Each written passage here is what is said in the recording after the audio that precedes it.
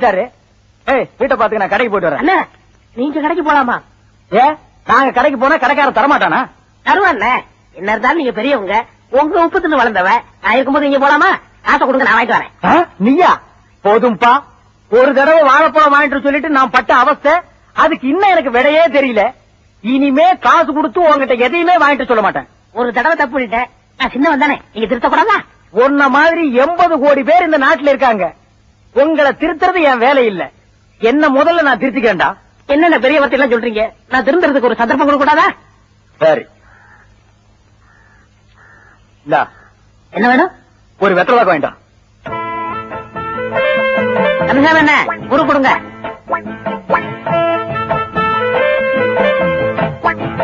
அண்ணே ஒரு பா கொடுங்கண்ணே. எடுங்க. சுண்ணாம்பு இந்த அறுக்க எடுத்துக்க.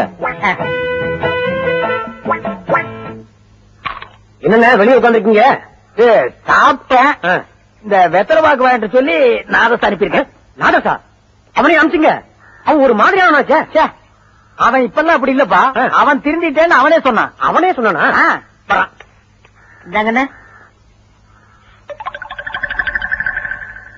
என்னடா அது? ஒரு வெத்தலை ஒரு பாக்கு. நீங்க தானே ஒரு வெத்தலை ஒரு பாக்கு சொன்னீங்க. ஆமா, நான் தான் வாங்கிட்டு வர சொன்னேன். அதுல டப்பாவுல சுண்ணாம்பு. இந்த ஒரு வெத்தலையும் ஒரு பாக்கையும் போடுறதுக்கு இந்த டப்பாவுல சுண்ணாம்பு. சரி, விவரமான பையன். நான் சொல்ல உட்கார். என்ன விவரம்? உட்கார். அது என்ன வாயில?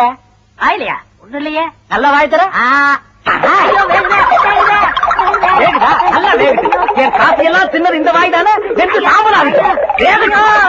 சின்ன பையனை போய் இப்படி தொந்தரவு பண்ணிக்கிட்டு காசை என்கிட்ட கொடுங்க, நான் போய் வாங்கிட்டு வரேன். இனிமே என்கிட்ட காசு இல்லடா. என்ன